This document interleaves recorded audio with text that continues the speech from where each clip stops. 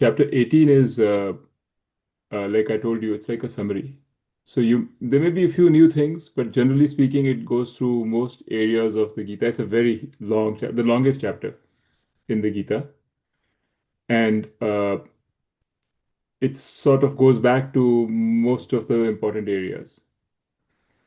And uh, so hopefully we can go through it pretty fast because there'll be some new things, but not a lot of new things. Okay.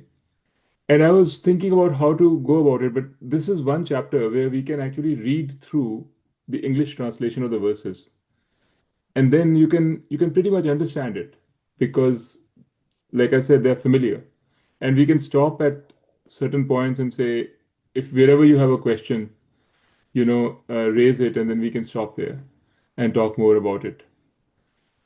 But do ask questions, okay? Because this is now the last chance, last chance to ask questions. After this, we are done with the Gita. Okay, so we'll see what to do next, but for now we'll be done with the Gita. So this is the final chapter. So even I mean, there's no silly questions. So even if there are basic questions that you don't understand, but this is what actually happens. We keep going through it, and sometimes it's very simple questions which we don't even realize we we haven't understood properly. So just feel free to ask, and don't worry about, oh, this is, at my level now, I should not be asking this question. It's nothing like that. Okay. So let's start so I mean, I can pull up the verses, or I can just talk to them. Do you want me to pull them up? Let's see what happens. I mean, let me just talk to them, and then if we need to, we'll pull them up. So here, Arjun, he first asks Krishna Bhagwan, and I think we went through this couple of sessions ago. He asks, what's the difference between sannyas and tyag? What's the truth of sannyas versus tyag? And Bhagwan Krishna explains that sannyas, you can think about sannyas in two ways. But the way in which he is thinking of sannyas here is sannyas as a lifestyle. So sannyas can be a state, and sannyas can be a lifestyle. So when we say मैंने sannyas ले लिया because I want to learn something, मैंने पढ़ना है ज़्यादा, समझना है, तो मैंने sannyas ले लिया. Then sannyas is a lifestyle. You get out of the house and live in an ashram. Give up your belongings. Most of these swamis, they have done that at some stage in their life. They were householders earlier. Then they decided to study more, and they decided, yeah, this is something they want to pursue. So they formally asked for sannyas. So the guru then gave them sannyas. So that sannyas is called Vidisha sannyas, or Vidhi Vishya sannyas, something like that. It means with the Isha, with the desire for knowledge, I'm taking sannyas. So you don't have knowledge, but you desire knowledge. And there Krishna Bhagavan said there are two kinds of lifestyles. There is either a sannyas, which you can take, or the other lifestyle is karma yoga. There are two lifestyles. And to Arjun, he said, Karam Yoga is better for you. Because to take sannyas, you have to have certain level of antakarna shuddhi first. Maybe not full, complete understanding, but you should be good. You should be, um, uh, your mind should be disciplined enough and in control enough and pure enough to say, okay, I can live by myself and I can give up on all the attractions of this world. So that's Arjun wasn't in that stage. So he said, no, you take Karam Yoga. Both Karam Yoga and Sannyas are two parallel lifestyles. Both of them lead to moksha. Okay, that's the Gita's teaching. So you can take sannyas and get to self knowledge, or you can be a Karam Yogi and get to self knowledge. But can I ask a question here? Sure. If you say both of them, finally it's Sankhya, which knowledge which leads to liberation, right? So if you Right. take Karma Yoga is a precursor to sannyas and then karma and then No, no, liberation. not necessarily as a precursor to sannyas. You can just be as a precursor to knowledge. You don't have to go Okay, to, okay. Yeah, yeah, yeah. Not as a sannyas to get lifestyle of knowledge. sannyas, but they're not at the I see, I see. Because you're talking about lifestyles, they're sort of at the same level.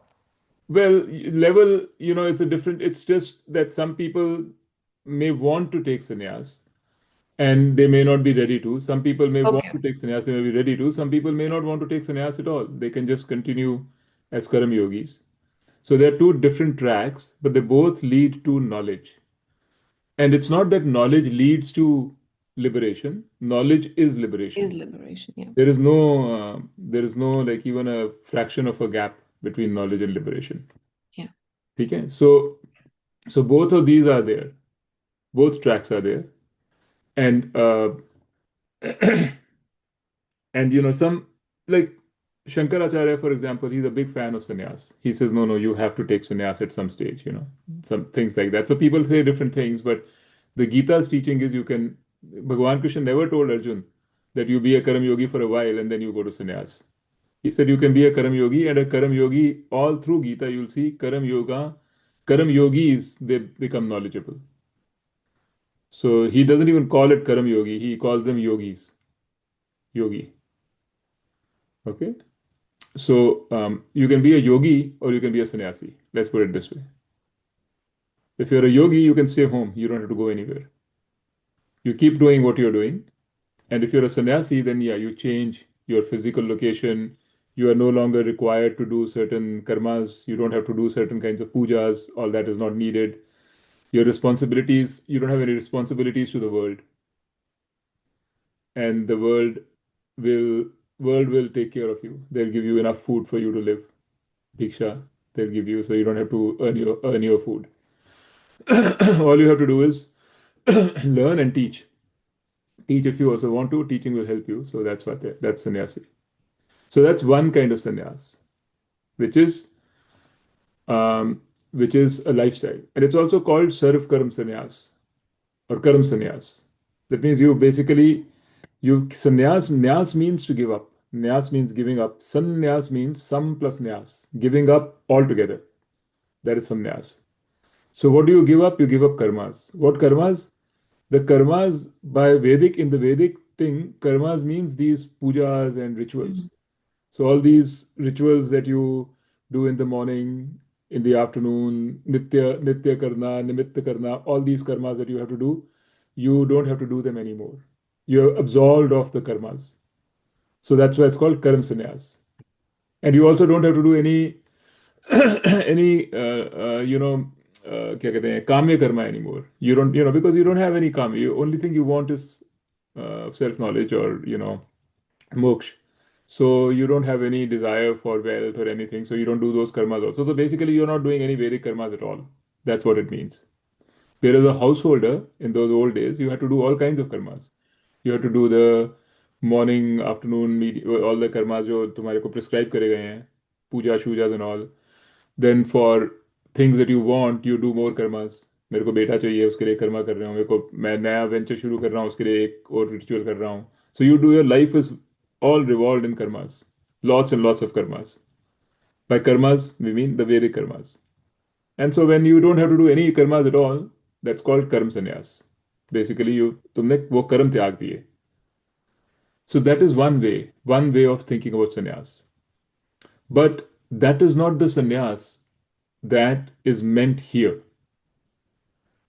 Um, rather, Krishna Bhagavan is just clarifying that there's another kind of sannyas, and that's called being not that तुमने कर्म त्याग दिए, you त्याग the concept of being a doer.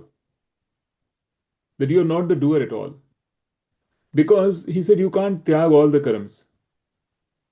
सो तुम कर्म को कितना त्याग करोगे? ब्रीदिंग तो तुम कर रहे हो, खाना तो तुम खाओगे, all your daily chores you will talk to people. All these are karmas only, right?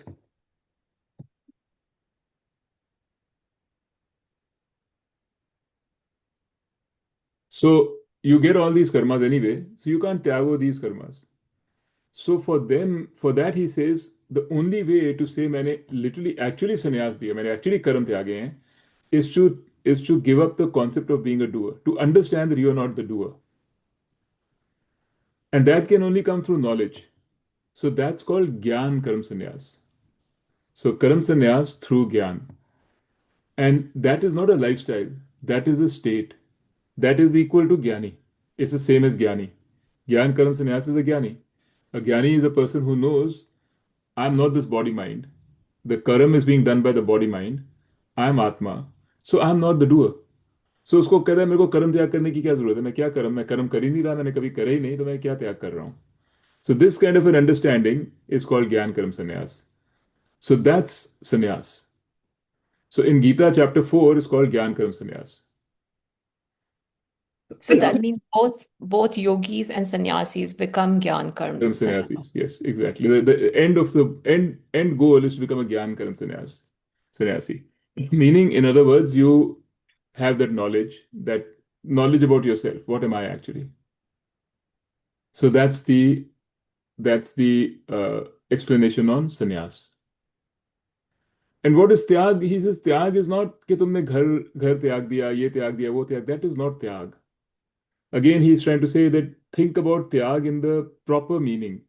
Because तुम घर त्याग के कहीं चले जाओगे, लेकिन फिर भी तुम्हारा मन मन को तो तुम नहीं कर सकते कंट्रोल. मन में तो तुम्हारा वही same things will be there. You'll still want this, you'll want that. So त्याग really means the renunciation of the fruits of the action. Karam phal त्याग. Not karam tyag, but karam phal tyag. So just like in sannyas, they said it's not about you don't do the work. It's about understanding that I'm not the doer. Here also you त्याग का मतलब ये नहीं है कि तुमने काम नहीं करना. काम तुम करो, लेकिन तुम फल की इच्छा मत कर, फल की इच्छा को त्याग दो. That is त्याग. Okay, so he was explaining this, and this is not new to us. We've done this all before. It's just a revision. So sometimes we forget. But he was explaining, he's trying to say again that the important thing is not to give up the physical activity. The important thing is to have the knowledge. I mean, how do you do karam phal tyag? You do it by knowledge. You know that phal is not important for me. I'm fine without it. So that's what he was trying to say. Yeah, Rajiv? Mukta, you must be listening, I'm sure. Any questions so far? No, I'm listening definitely. Just And give no me 5 more question? minutes. No, no, no. Any Not so question? far. Okay, fine. Take your time. No, It it's doesn't matter. okay. Yeah, just Okay, just jump in if you have any questions, is what I'm trying to tell you. Okay, shall we move on? Yeah. Then he goes on to say a little bit more about actions, because this first part about the chapter 18 is all about karmas, actions, because this is Gita's main thrust, action and our attitude to action. So he says, he also says that renunciation is also threefold. Okay, the त्याग जो है is threefold. So first thing he says is that an action which is a ritual, charity, or religious discipline. That means yajna, dana, tapaha. Yajna and dan and tapaha should not be given up. They must be done by anybody, right? And he says they shouldn't, even by a sannyasi, they should not be given up in a way, is what he's saying. He's saying is they must be done because they are a means to self-purification. They help when you do them, when you do yajna, tapa, and gyan, knowledge, when you do them with an attitude के मेरे को कुछ चाहिए, I'm doing it, मैं तपा कर रहा हूँ ताकि मेरे को ये सिद्धि मिल जाए, उससे मैं ये कुछ करूँगा, करूँगी, whatever. That is, having a phal in mind. But if you do this gyan, tapa, and dan, donation, without a selfish desire, with just the desire of I'm doing it because I want to get antakarna shuddhi. So these are the right actions to do for antakarna shuddhi. So do them with the right attitude, but don't give them up. Okay, that's what he's saying. So he's saying renunciation of enjoined action is not proper. So enjoined action is nimitta karma. So nimitta karma is all all this tapaha and dan and all that, and also some of the other rituals. They are nimitta karma. Nimitta means they are enjoined. You have to do them. Shastra says you have to do them. So so when you do them, you have to do them with the right attitude. So then he says when you do renunciation of enjoined action is not proper. Renunciation of it out of delusion is called tamasic. So if you're deluded, you're thinking कि मैं or lazy or you say मैंने नहीं करने, क्या जरूरत है इनकी करने की, ये बकवास है, ये ऐसे बेकार है गाने. That is called a tamasic tyag because you're renouncing them. So he's talking about the three different types of tyag. So the first one he calls the tamasic tyag is when you do them out of a wrong knowledge. कि ये तो बेकार चीजें हैं, इनके करने के कोई फायदा नहीं है, क्या मिलेगा, कुछ नहीं है, ये सब, this is all nonsense, the people are trying to make a fool out of me, all this. So because if you give up these enjoined actions for that reason, it's called tamasic. If you give them out because you feel, oh, they may be useful, but it takes too much effort and you're a little lazy and it's like कौन करेगा यार, I mean ये मेरे को fast रखना है, it's too much, I can't do it. Maybe there's a shortcut. So one may give up the karmas, as indeed painful out of fear of affliction to one's physical body. Having done that rajasic renunciation, one would certainly not gain the result of renunciation. So he calls that rajasic renunciation. So you don't want to tyag things because you're lazy, right? एक तो है people से त्याग के ये बकवास है, इससे कुछ नहीं होने वाला, the cynical attitude, that is tamasic. Then you say, okay, maybe there's some use to it also, but I don't want to do it because I'm too lazy. That is rajasic. ठीक है. It is to be done. Thinking thus, when enjoined karma is done, giving up attachment and result, it is considered sattvic. So that is what I told you first. But when you do them because you know this is the right thing to do, it has to be done, and you do them with a cheerful attitude, um, and don't do them with any expectation of material result, that is called sattvic renunciation. So now all of this, this is a summary. He's trying to show you how we can approach tyag, in what way, and instead of saying summary dubara, he's just describing it in terms of tamasik, rajasic, and sattvic. So everything sattvic is equal to, you can think about karma yoga. Sattvic, whatever describes sattvic is a description of karma yoga. So this is what we But do in karma yoga. We do the things that need to be done without thinking about results, right? but you also said at the top that there's some kind of tyag that you should not. There's some sort of actions that you should do. Everybody should do. Yes, that's what exactly he's saying. Even Well, sannyasis. not actually, But not sannyasi. He didn't clarify it. Not necessarily sannyasi as a lifestyle. okay, because that was the definition of Yeah, sannyasi back sannyas then. as a lifestyle is you give up the karma. But everybody else. So he's saying if you give up those karmas, then you give them up either as a rajasic, in a rajasic way, or a laziness, or in a tamasic way, or a delusion. But if you do them with the right attitude, with the attitude of all I want out of the only reason I'm doing this is for my own purification, that is called sattvic. Okay?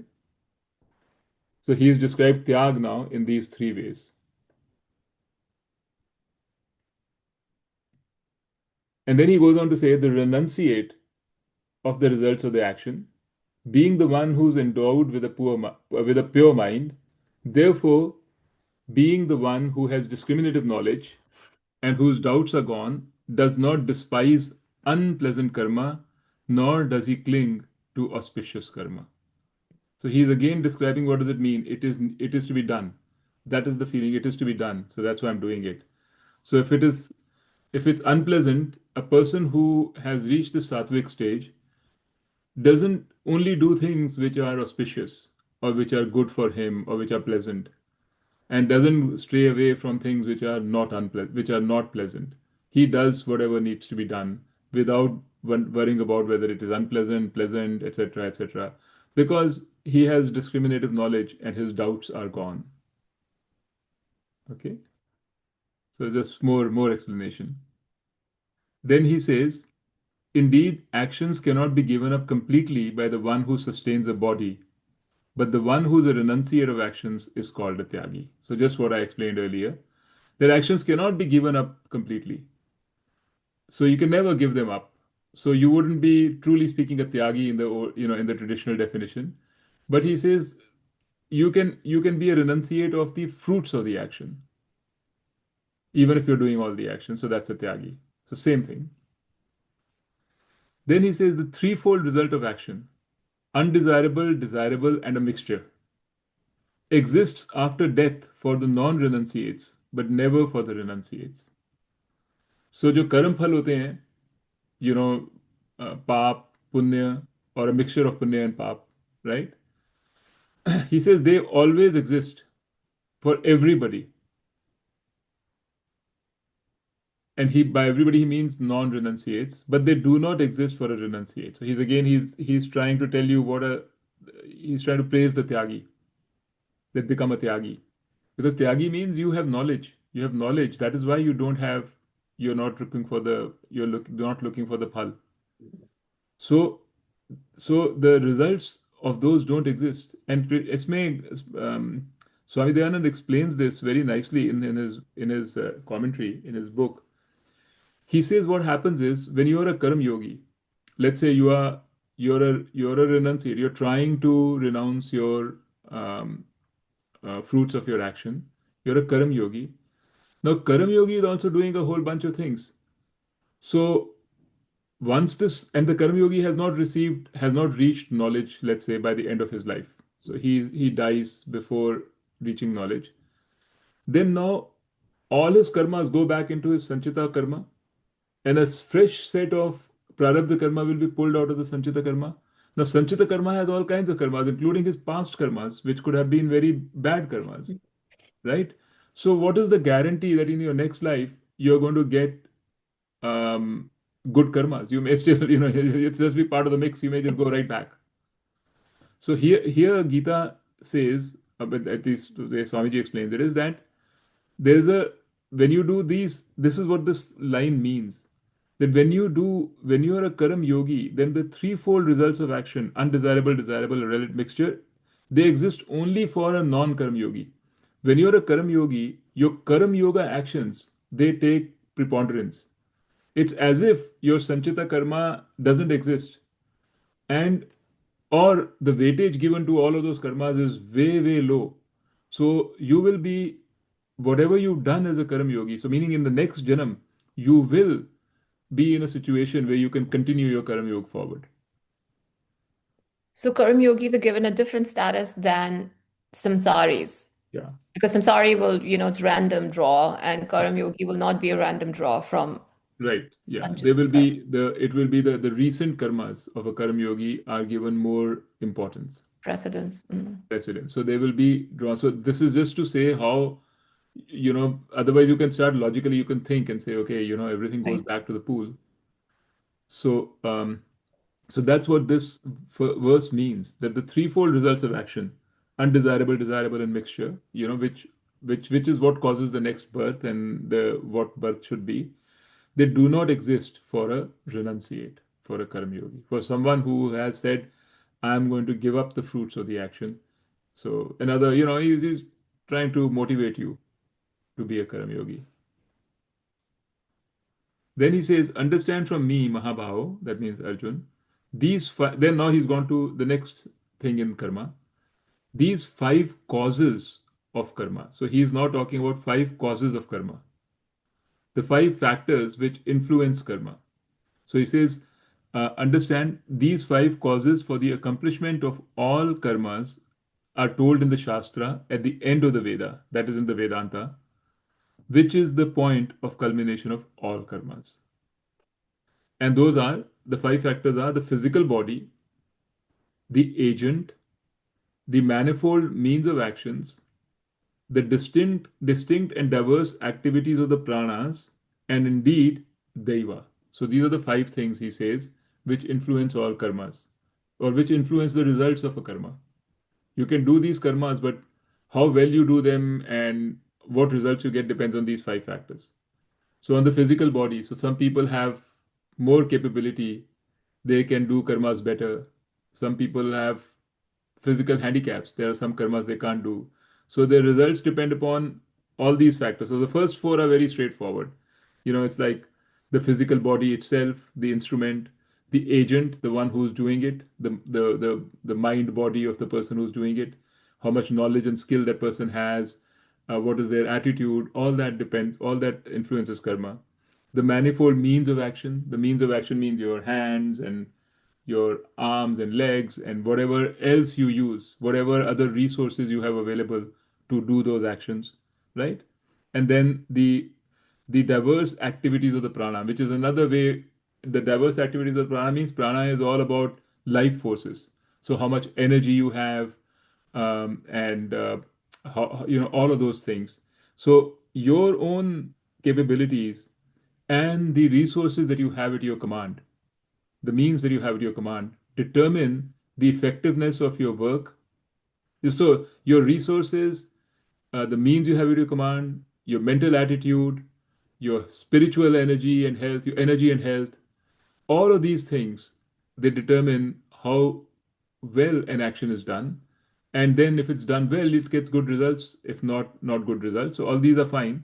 But he says there is a fifth element that's called daiva. Daiva means Deva means that X factor. It's got nothing to do with you. It's got to do with God, with the Devtas, with the system. You remember we talked about it in Karam Yoga. There's a system. Whatever you're doing is contributing, but it's going into a pool. It's going into a system.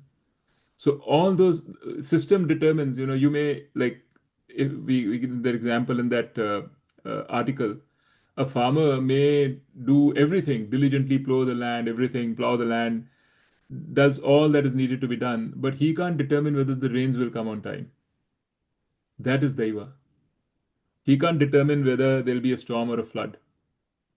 Similarly, for us, we may do everything, but still, a lot depends upon circumstances which are out of our control. Because some people can be very lucky, there may be no competition. But for others, there will be a lot of competition. Or you may get hit by a bus, something may happen. Who knows? Or if you're going for an interview, the state of mind of your interviewer could determine how your interview goes, right? So there is a lot which is out of your control. And that the fifth factor he points is Deva. So again, this is a restatement of Karam Yoga in a way, because Karam Yoga also says the same thing. You don't have a adhikar on the results of your action. You can try to influence it. You can do your best, and you should do your best. The first four factors are in your control. So you should do your best to get those first four factors in a good place. But there is a fifth which makes this out of your control. You can't, there's no guarantee. So understand this and realize this, that there is this Deva thing. Accept it. You don't have to fight it. Accept it and see what's the best way to live in a circumstance where Deva exists, where you know it exists. If you're going to count on results to be happy, then that's not a very wise thing to do because the results are not in your control. Okay? So this is a restatement of Karma Yoga from a different perspective, but this is what he's trying to say. So any questions so far? I mean, I can keep going.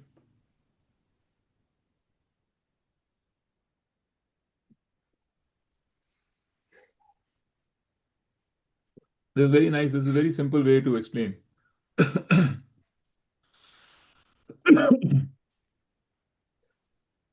Okay.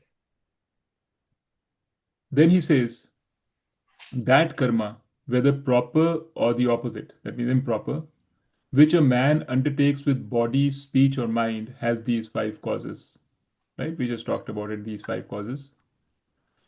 When this is so, the one who sees, on the other hand, the self which is pure as the agent, because of an immature mind, that person whose thinking is distorted does not see the truth. So now he's talking about the agent. So as a Karam Yogi, as just starting out, we see myself as the agent, right? Who's the agent? Who's the doer? The doer of the work, that is me. That's what we see. So when we say that there are five factors, one of them is Deva, another one is my physical body, another one is my spiritual state, my mental state and energies, another one is my resources in my command, and another one is me, the agent, the one who's doing, right?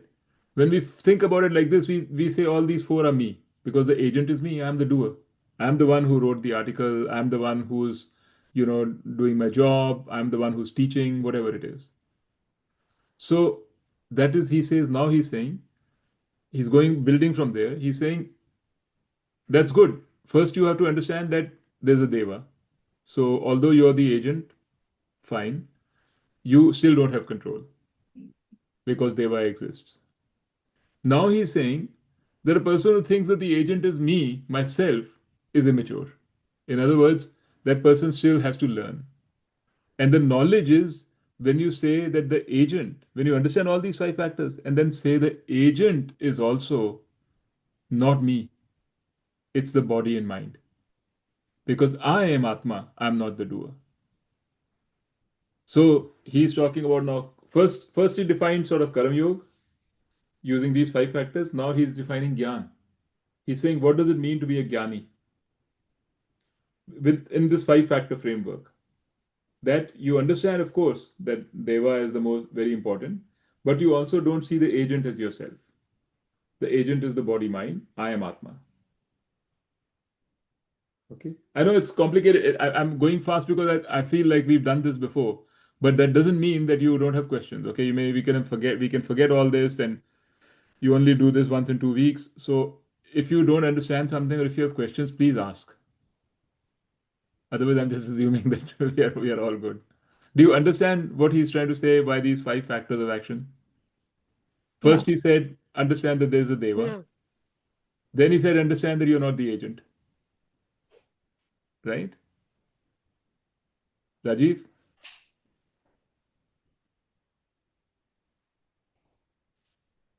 You're muted, yeah. Have you understood, Rajiv? Yeah, I have. I have. We visited this before, right? Right.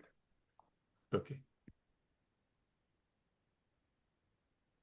Okay. He continues the next sentence, the next 17th verse now. The one who has no doership, the one whose mind is not affected, he, even killing those people, does not kill, nor is he bound. So he's culminating this. So again, he's bringing it back to the Gita, to the current situation where Arjuna is facing. He's saying if you don't have doership, which is the Jnani, you have no agency, you're not the agent, you have no doership, then your mind is not affected. You are not, even when you kill people, you know I am not the one who's killing. It's the body mind that's killing. This is not, this can be taken as an excuse to do all kinds of things and say, hey, I'm not doing them. That's not the point. The point is when you have to do the right thing, when you have to do your duty, right? And then all this attachment and everything else is coming in your way, then remember this, that you are doing the right thing. It may be hard to do, it may be very difficult to do, but you are not the one who's doing it. So So, he's asking Arjun to take Karm Yoga, but he wants Arjun to behave like a jnani, like right? he's asking Arjun to be a Karam Yogi, but he's not Yeah. making a distinction between, like we are making a distinction between ye Karam Yogi hai, ye Jnani hai, right? Yeah.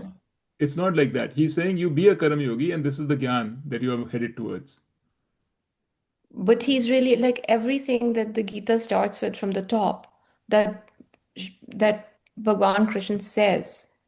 He's talking like in chapter 2, he talks when Sankhya Yoga begins as though we are Gyanis already. He's talking to Arjun as though Arjun is a Gyani already. He's saying, oh, why are you sad? Because, you're. Yeah, yeah. But he's not a Gyani, right? That's why he's in the dilemma. And so that's why Krishnaji gives him a way to Yeah, behave but as at a this karma. moment he has to fight, right? So there's work to be done. So he's telling him, fight, do what needs to be done. And he's approaching it from very many different ways and telling him again and again at the same thing. It's your duty, that's why you fight. Then it's the right thing to do, that's why you fight. It'll give you antakarna shuddhi, that's why you fight. Then he says, you're not even the doer, right? Even if you're thinking, I'm the killer, I'm killing them, you're not even the doer. So fight. So, that way. But if he One had thing which said, was, sorry, sorry, one thing which always confuses is on the one side, we say ki, jo karma and the karma and everything. On the other side, we say that we are not the doer.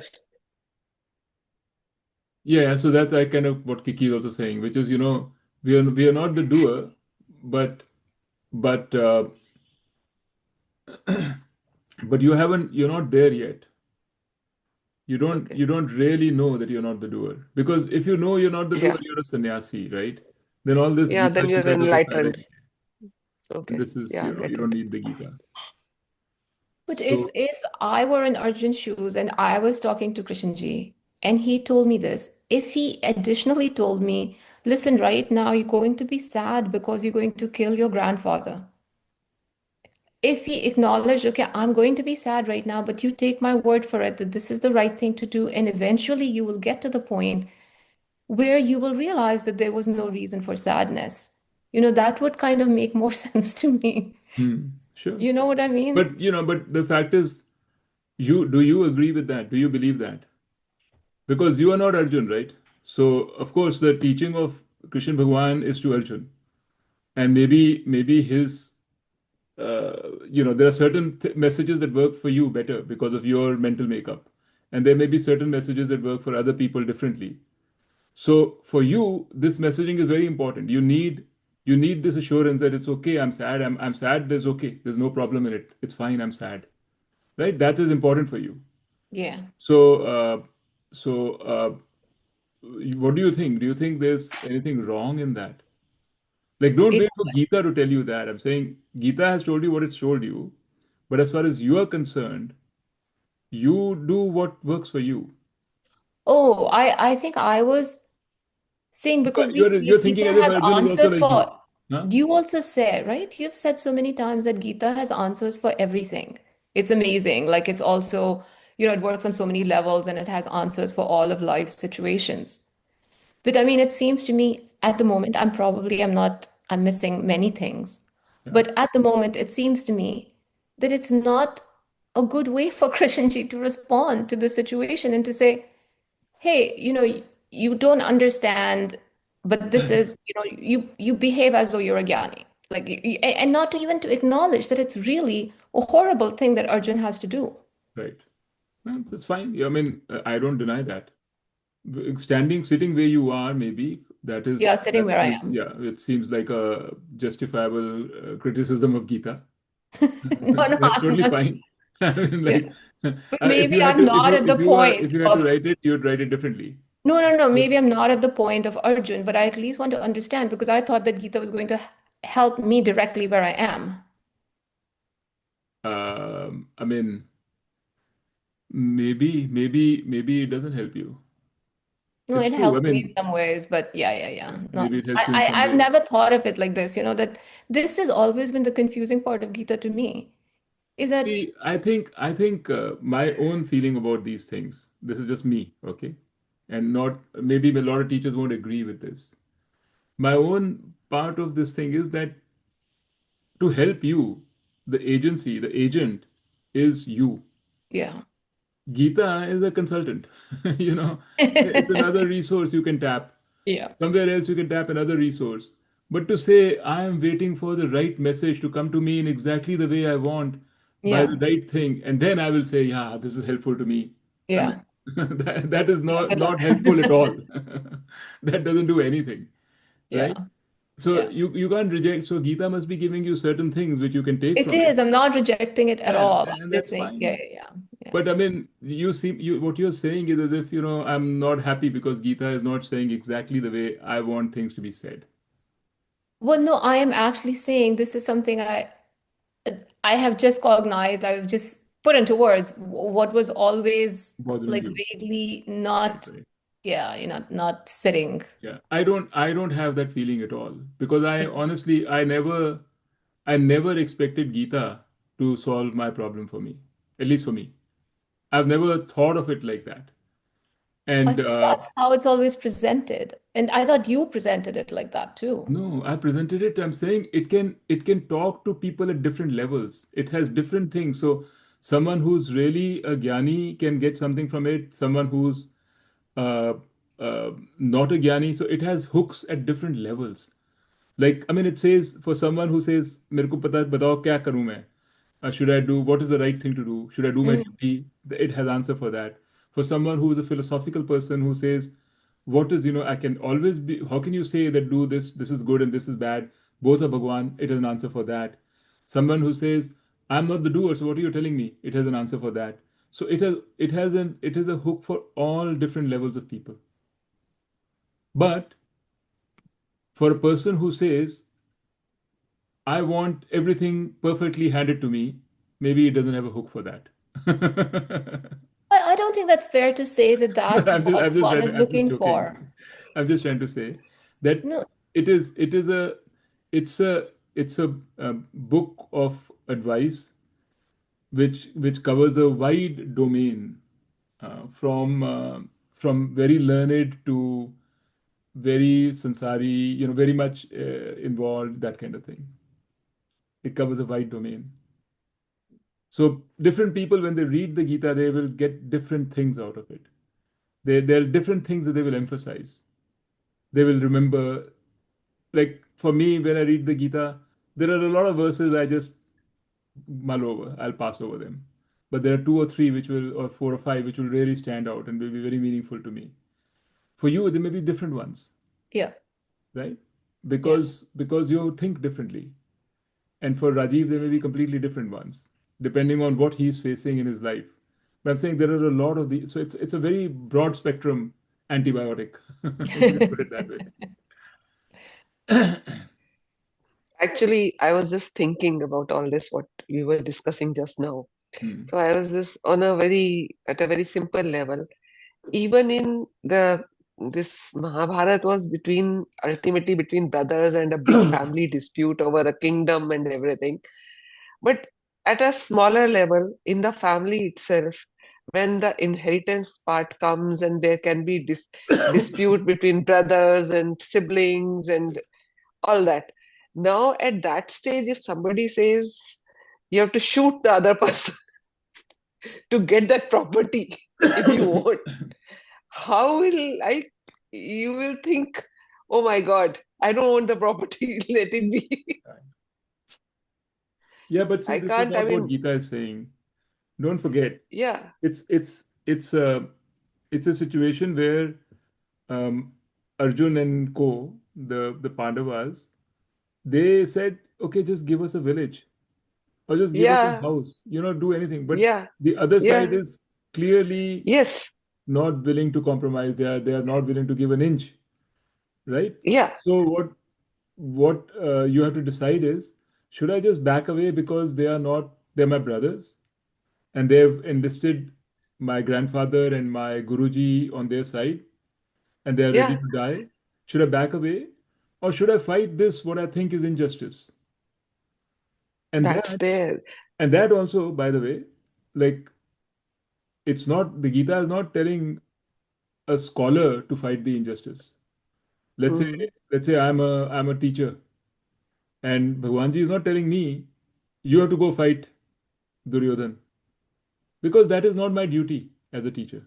mm, He's mm. telling a Kshatriya, a warrior who's supposed to fight injustice, Yeah, fight okay. injustice and not fight it because they happen to be your brothers or because you got scared or because your grandfather is on the other side, right? He's saying that is what is called moha, which is Mm, which yeah, is the attachment or love which dilutes. When it comes to our true. own kith and kin, we start seeing things very differently. So, uh, That's true. right, and then we don't do what we need to do. But it's not talking about now. It's not saying कि in a normal family dispute where both there it is saying see the other person also as God. See, figure out why the other person is acting the way he's acting or she's acting. What is prompting him or her? And try to figure out whether you yourself are you saying, I want this? What are you being driven by? Are you really wanting something fair, or is your motivation you're hidden from you? You're thinking that मैं ठीक हूँ वो गलत है and everything I do is right. It's like the Democrats, Republicans, or in India it's the BJP and Congresses, right? They all we you get into that mode. This is me. I'm right, and then everything about your party becomes right and the other side. So there it is saying something completely opposite. And to Arjun also, it's not saying you're fighting to get back your land. He's saying you're fighting because that's the right thing to do right now. So that is why he keeps getting down to it has to be done. What is the right thing to do? By doing the right thing, you may also get your kingdom back. That is a byproduct, right? That's a good thing. But what is the right thing to do? By doing the right thing, you might even die. You might not even win. He's not guaranteeing that you will win. He's only saying, I'm guaranteeing you'll go to heaven. He's telling him because you're doing the right thing. But but you may even lose, but that is not the point. You forget about everything else, figure out what's the right thing to do, which is your job, your duty as a Kshatriya, as a warrior, and do it. That is Karam Yoga. Now, of course, he's also because he's not only talking to Arjun, right? He's talking to all of us. He's talking to a lot of people through the Gita. So he's also saying things like Kiki was saying. Um, he's talking about knowledge because he's explaining the path to everybody. So if it was just customized only to Arjun, it may have been much shorter.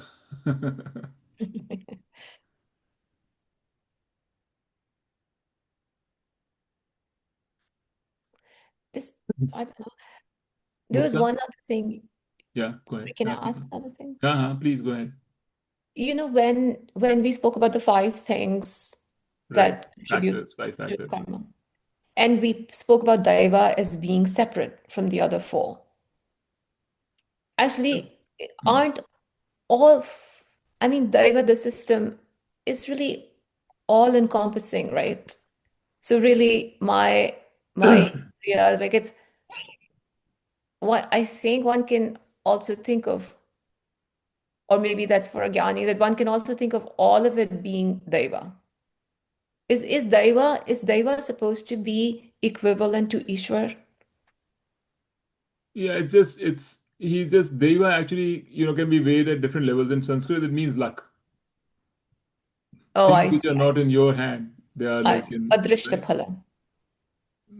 Yeah, you Yeah. could say Adrishtabalam. Yeah, luck. But Kiki, what I was tell you is, see, you like you're reading this, right? Now you have this knowledge and this understanding that Ishwar is everything, right? So even the other first four factors are Ishwar, Yeah. correct? Yeah. So you know it.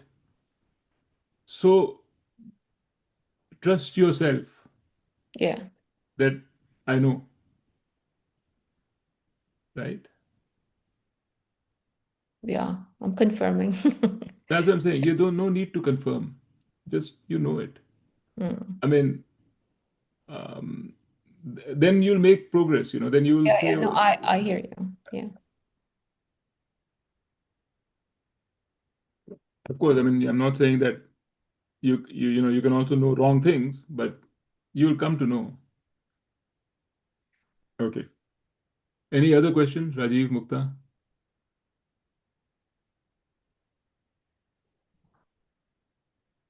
Mm. So this was sort of one section. Then he continues with the now the 18th verse on karma again. He says knowledge. Time to Hannah? Or now he's gone into slightly different. He's not talking about knowledge and the object of knowledge and the knower, three impellers of action, means of doing. So maybe we'll take this next time. What do you say? It's already late for you, Mukta. It's now No, it's okay. 10:30 for Yeah, you. it's 10:30. Yeah, 10:30. I mean, Yeah. I can continue if you guys want. It's up to you. I'm okay with it. Yeah, I'm also okay. No Okay. problem. So he says knowledge, the thought corresponding to an object. That is what knowledge is. A vritti is what knowledge is, right? Knowledge means, what does knowledge mean? Knowledge means having in your antakarna, in your mind, a particular vritti. That's knowledge. So that's how I come to know something because I have a vritti of it. So the object of knowledge, so knowledge is one thing, which is the vritti, knowledge. Then the second is the object of the knowledge, the thing of which you have the vritti, and the knower. That means the pramata. the one who has obtained this vritti and has understood. These are the threefold impellers of action. The means of doing, the instrument, the object of the action, and the agent are threefold constituents of action. So the constituents means like the means of knowledge, the means of doing, the object of the action, like why am I doing it, and the agent are the threefold constituents of action. So just like he's saying knowledge, three things in knowledge: the object, uh, the vritti, which is the knowledge itself, and the knower. Three things. Similarly, three things for action. So it is the means of doing the, how are you doing the action. There always has to be a means of doing an action, otherwise you can't have an action without a means. If I lift this cup, my hand is the means of action, right? The agent, the one who does the action. So I'm lifting the cup, I'm the agent, I'm the actor, I'm the one who's doing the action. And the object of the action, like what is the purpose, like what am I doing with this action? I'm moving, lifting this cup and going from here to here. These are the three fields of three constituents of action, right? We've studied the three constituents of knowledge before, but we haven't really gone into the three constituents of action, which is not very difficult. It's very similar, just a parallel he's drawing. So he's saying knowledge, action, and agent are only threefold according to the differences in guna. It is said in Shastra dealing with enumeration of the gunas. Listen to that also, just as it is unfolded. So, by guna, he means the sattvic, rajas, and tamas. So, he's saying now he's going to take each one, knowledge and then action. So, what is sattvic knowledge? He says sattvic knowledge is that by which one knows one's own changeless existence in all things, and the difference between and divided and how and the undivided among the divided. So that which is common, which is Brahman, my own existence, the knowledge which gives you this knowledge is called sattvic knowledge. Again, so he's emphasizing the sattvic thing is the right thing. Karam yogis are after sattvic knowledge, right? I said karam yogi and sattvic is the same. So this is the knowledge which is sattvic. On the other hand, may you know the knowledge by which one knows distinctly the manifold nature of different beings as rajas. So all this knowledge that we have when we try to understand the world around us, everything that we learn, science, biology, all this other knowledge by which we know how things are different and how do they transact with each other, what is their nature, why does this happen, if I do this, this will happen, all technology, all this knowledge is called Rajasic knowledge. Everything that we've learned so far, we've been focusing on is Rajasic knowledge. It's the middle layer. Okay? Whereas that knowledge by which one is committed to one object as though it is everything and which is illogical, without truth, and very limited is called tamasic. So, which is that? When we are attached to one thing, मुझे तो बस यही चाहिए. With this, my world is fulfilled. Without this, my world is gone. Completely committed to one thing, you're limited.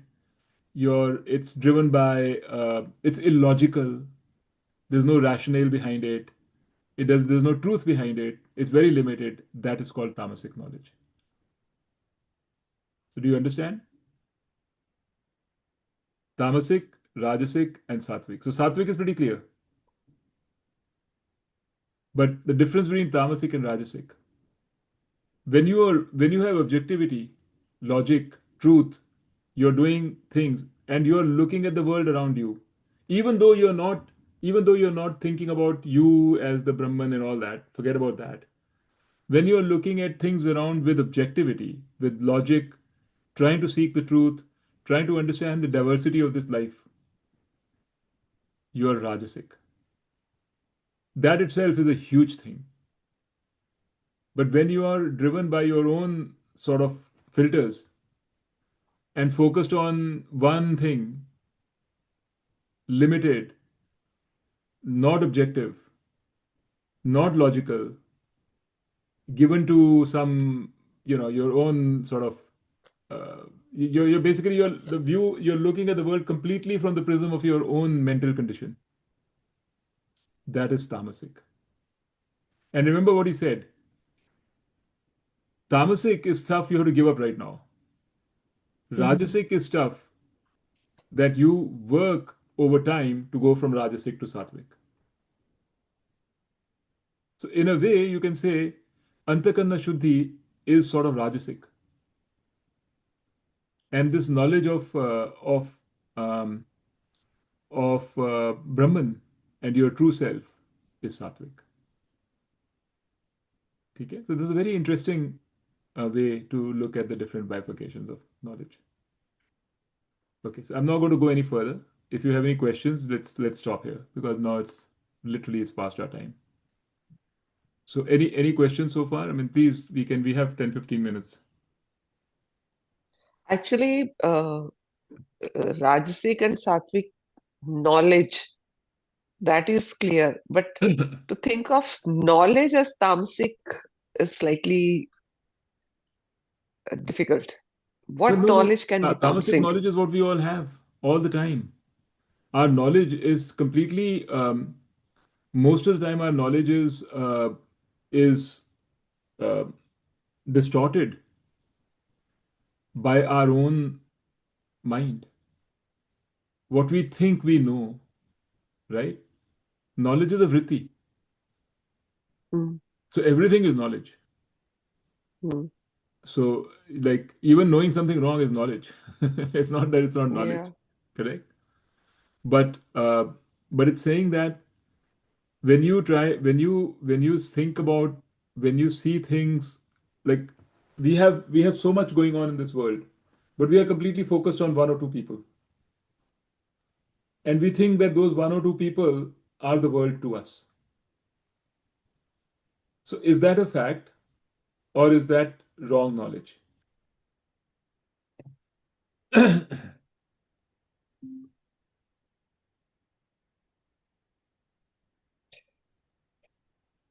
Focused on people cannot be wrong knowledge Hmm. unless we have our own perspective to look, I mean, think about those people as in a particular way. That would be our perspective. Do you call that as the So it's tamasic knowledge. In other words, okay? if you're because your knowledge will get distorted. Your knowledge gets distorted by your desires, by your biases, right? Not you. I mean, I'm saying you. Yeah. I mean all of us. It's okay. That, It's okay. so that's what it means. I think Rajiv had to drop. He Yeah, I texted. needed to leave. See you in a couple of weeks.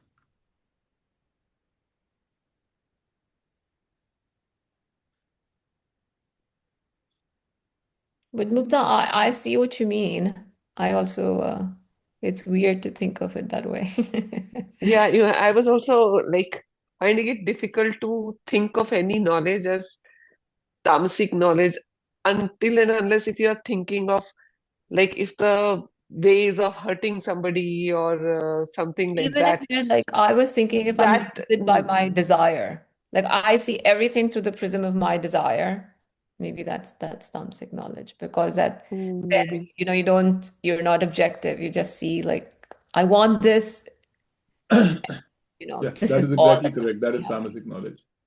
So when you Okay. have when your mind is not pure, it's antakarna. But pure, I don't mean impure in a bad way. I mean impure in the sense it's got too many desires. Then Okay. then the lens is not clear. It distorts what is incoming. It distorts the Okay. vrittis, it distorts the knowledge. But if your mind is clear, you're objective, generally speaking, then you could be, even when you're looking around and looking at the world around you, you will see things much better. You'll see there are people who can assess a situation a lot better than we can sometimes. They can actually know what's Yeah. going on, whereas we don't Yeah. assess very well because we are colored, we are limited. हमको इतना ही पता है, हम उसी से सब कुछ Mm. देखते हैं, right? And then later on we realize, oh yeah, yeah, yeah. Actually, I never realized it. I was wrong. Correct? Mm. Because then when you get more knowledge and your field of view opens a little bit, then you start seeing the same thing differently. Yeah. Or when there's distance, you see something after a long time, look back, then you can see how I was wrong, misguided. So, but some people don't. Some people, they are they consider things on its merits. They कहते हैं ना, play every ball at its merit. So they don't care whether this thing has been proposed by someone I like or don't like, or someone who is generally wrong, who I consider wrong. They take everything objectively. So that's Rajasic. They have a broader field. They have, so Yeah, it's when we like, say we agree to disagree, that is Rajasic maybe. yeah, I But mean, when we or criticize somebody right. too much or even a little, when we are criticizing and criticizing and criticizing, probably at that time we are being tamasic. Yeah, probably. But the idea is that if you, he's saying you even forget about the self-knowledge part, which is very non-intuitive, which is, you need Shastra for that. So forget self-knowledge. Just look at Mm. just look at this world which you're living in, and imagine that you were never taught Vedanta. Then what is growth? What is maturity? Maturity is, over time you begin to see things in a broader perspective. Like as a child, people can be very idealistic. Okay, this is the right Mm. way. Only this is the right way. The other way is the wrong way, right? And then as you get older, you begin to realize, no, that is not quite true. There are many ways which work for different kinds of people. So you go from tamasic to rajasic. So you go from a narrow vision, limited understanding, to a broader vision, which is rajasic. So people who generally would be, if you have a rajasic vision, you will be more successful in life also. Uh, Whereas if you have a tamasic knowledge or tamasic vision, then you will be, uh, you know, then like you'll be up and down, and I think I kind of tried. It's, to me at least, it's clear. Yeah, I'm getting it. Somehow, Okay. one of the examples from life came to my mind, like when I was a principal in Right. the school. Right. So then there are all kinds of teachers. They all have different personalities, different. So generally somebody will come and say something about the Right. other person to you, and all the politics any place. But then as a leader, you know you need to get the work done. So Right. you will look into the positive aspects of each person. Everyone has pros and cons. So I Exactly. would rather take up the positive things of those person Right. and allot them work according to what they can do. Right. Yes. So I think that we would call it Rajzik. Absolutely. If I I would were call it to if rajasic. I were to listen to what X is saying about Y and Y is saying and get influenced by it and then work accordingly, probably that would be tamasic. Yes, and think about it. The one who's exercising, the person who's talking to you, has probably tamasic knowledge, because that person Yeah, probably yeah, believes yeah, what he or she is saying. yeah, He actually yeah. thinks that I'm right and that person is wrong. But Actually, you, suddenly all that came into my right, head what I was doing there.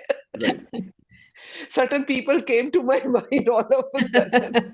yeah, yeah. So there you can see the difference between rajasic and tamasic knowledge, Yeah, activity, now whatever I you get it. call it. Yes. Okay, and this has nothing to do with self-knowledge. But the beauty of Yeah. it, see, what it also keeps saying, Gita keeps saying, and this is again coming through here, is you can't go from tamasic to sattvic. You go from tamasic Hmm. to rajasic and rajasic to sattvic. Then you grow, like Then you grow. And Yeah. evolve. rajasic to You show sattvic maturity. takes time. Tamasic, you have to focus on and stop. It says stop the tamasic right away. Just urgently stop the tamasic and take your time and grow from rajasic to sattvic. Okay. in a way, I also think about it as tamasic. It's good to stop right away because those are the things that are probably making one most miserable. Strong Exactly. raga dvesh are the ones that are making you most miserable. So Right. address those right away Correct. so that you Yeah. can, Don't wait yeah. for that. Address them right away. And then you the rest of them you can take your time because you need knowledge. And sometimes tamasic are literally harmful to others and so on. They are literally wrong things to do, so you have to stop them.